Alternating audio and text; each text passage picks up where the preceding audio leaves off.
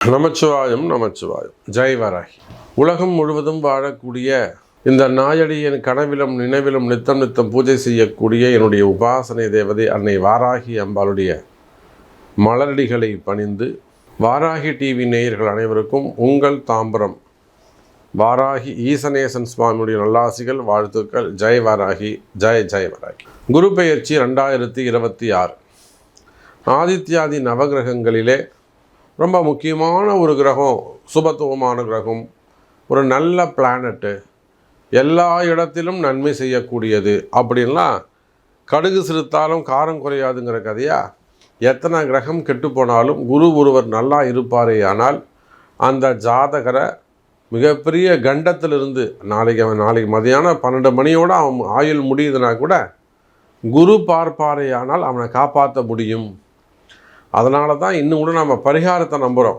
ஹோமம் பண்ணுறது இல்லை பரிகாரங்கள் ஏன் செய்கிறோம்னா, அட்லீஸ்ட் குரு ஏதாவது நமக்கு நன்மை செய்ய மாட்டாரா, அந்த நம்பிக்கை தான். அப்போ எப்பேற்பட்ட கண்டமே ஆனாலும், உயிர் போகக்கூடிய விதியே ஆனாலும் குரு அப்படி பார்த்துட்டாருனாக்கா அந்த விதியை கூட நம்ம ஜெயிக்க முடியும். அப்பேற்பட்ட ஒரு பவர்ஃபுல் பிளானட்டு, மிகப்பெரிய சக்தி வாய்ந்த ஒரு கிரகம் எதுனா இந்த குரு பகவான்.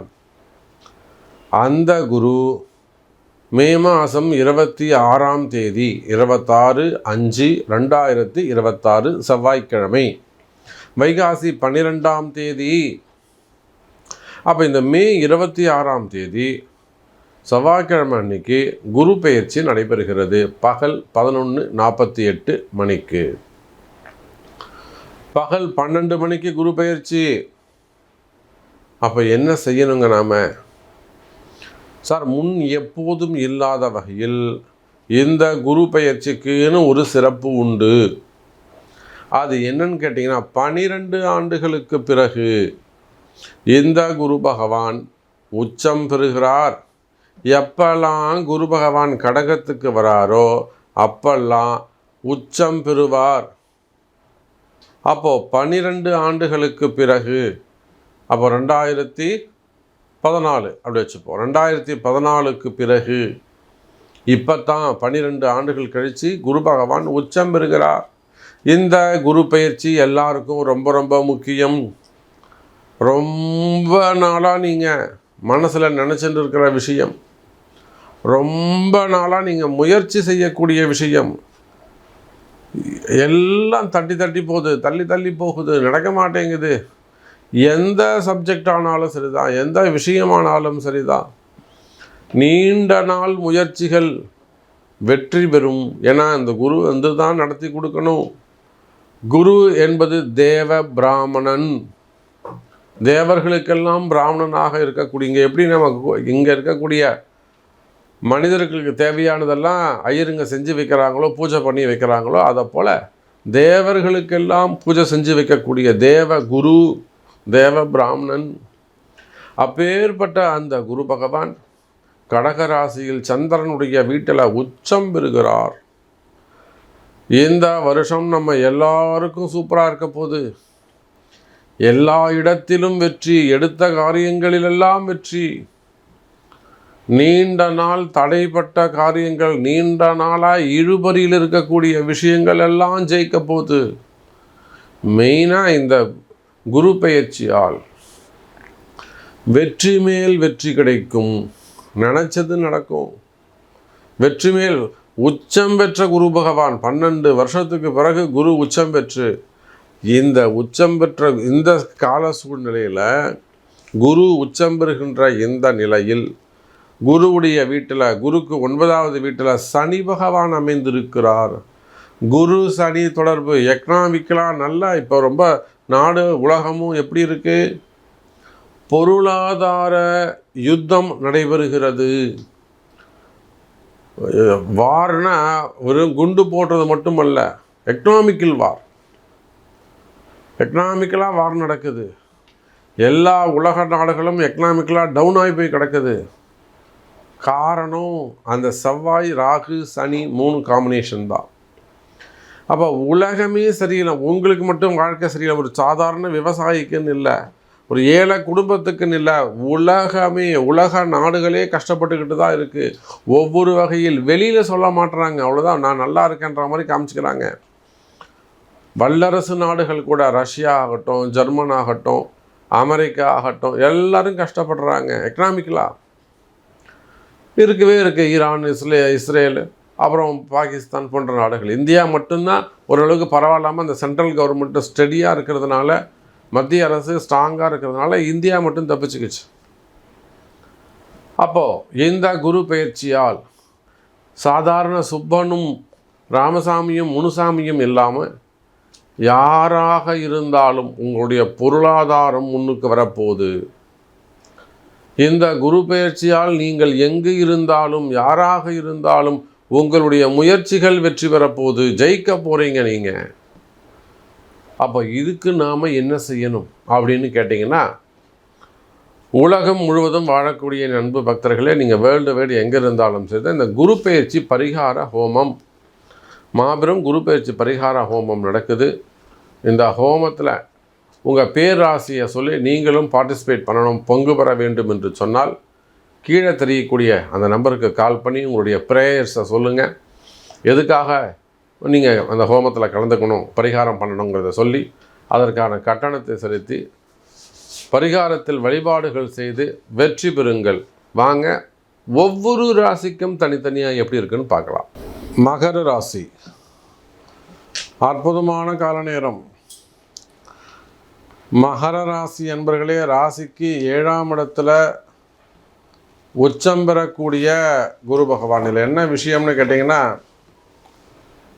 எந்த குரு பகவான் உங்கள் ராசியில் நீச்சம் அடைகிறாரோ, இப்போது மகரத்துக்கு குரு வந்துட்டாருன்னா மகர ராசியில் குரு பகவான் நீச்சம்னு அர்த்தம். அதே 7ஆம் இடத்துல கடகராசிக்கு போகும்போது உச்சம் பெறுகிறார்னு அர்த்தம். அப்போ ஒரு கிரகம் எந்த இடத்துல உச்சம் பெறுகிறதோ அதற்கு சமசப்தமமான 180 டிகிரியில் நீச்சமாகும் என்பது ஜோதிட விதி. பாருங்க, மகர ராசி என்பவர்களே, உச்சம் பெற்ற குரு பகவான் நேர் பார்வையாக மகர ராசியை பார்க்கிறார். அந்த குரு உங்களுக்கு 3, 12 கூடையவராக இருக்கலாம். 7ஆம் இடம் என்பது கண்டகஸ்தானம், அவ்வளவு சிறப்பானதில்லை. அதனால தான் கலத்தரம்னு கொண்டு போய் அங்கே வச்சான். மனைவி ஆபத்து, புரியுதா? இல்லறம், அதை தாண்டியில் ஒத்துமையாக வாழ்கிறோம், விட்டு கொடுத்து போடுறோம், காலில் விழுந்து கும்பிட்றோம். அது அப்புறம் இந்த 3, 12 குரு பகவான் 7ஆம் இடத்துல மேலும் கெட்டு உச்சம் பெற்று மகர ராசியை பார்க்கிறார். மகர ராசி என்பர்களை, இன்னும் எனக்கு நல்லது நடக்கலைன்னு சொல்லக்கூடிய மகர ராசி எல்லாருக்கும் நல்லது நடக்க போகுது. சென்ற காலத்தின் பழுதலா திறனும், கடந்த காலங்களில் நீங்கள் எப்படியெல்லாம் கஷ்டப்பட்டீங்களோ, உழைச்சும் நமக்கு இன்னும் புண்ணியம் இல்லாமல் இருக்குது, நல்லது நடக்காமல் இருக்குது. நிறைய உழைச்சிட்ட சாமி, நிறைய ஏமாந்துட்டேன், விட்டு கொடுத்துட்டேன், வேணான்னு சொல்லிட்டு வந்துட்டேன். இப்படியெல்லாம் நேர்மையாக இருந்தவர்களுக்கு இந்த குரு பெயர்ச்சி நல்ல ஒரு வரப்பிரசாதமாக அமைய போகுது. மகர ராசி என்பவர்களே, யாருக்கும் இல்லாத வகையில், நான் இப்போ சொன்ன விருச்சக ராசிக்கு தான் ரொம்ப சூப்பராக இருக்குன்னு சொல்லியிருக்கிறேன். அந்த விருச்சக ராசி அன்பர்கள் கூட நல்ல பரிகாரங்கள் செய்யணும் அப்படின்னு சொல்லியிருக்கிறேன். அப்பேற்பட்ட மகர ராசி அன்பர்களே, இந்த குரு பெயர்ச்சியால் உங்களுடைய நினைச்ச காரியங்கள் எல்லாம் வெற்றி பெறப்போகுது. நீண்ட நாட்களாக எதெல்லாம் உங்களுக்கு நடக்கணும், எதெல்லாம் உங்களுக்கு நிறைவேறணும்னு, ஜெயிக்கணும்னு நீங்கள் நினச்சிருக்கீங்களோ, அல்லது நிறைய விஷயங்கள் காரிய தடையாக இருக்குது, கால தாமதமாகுது,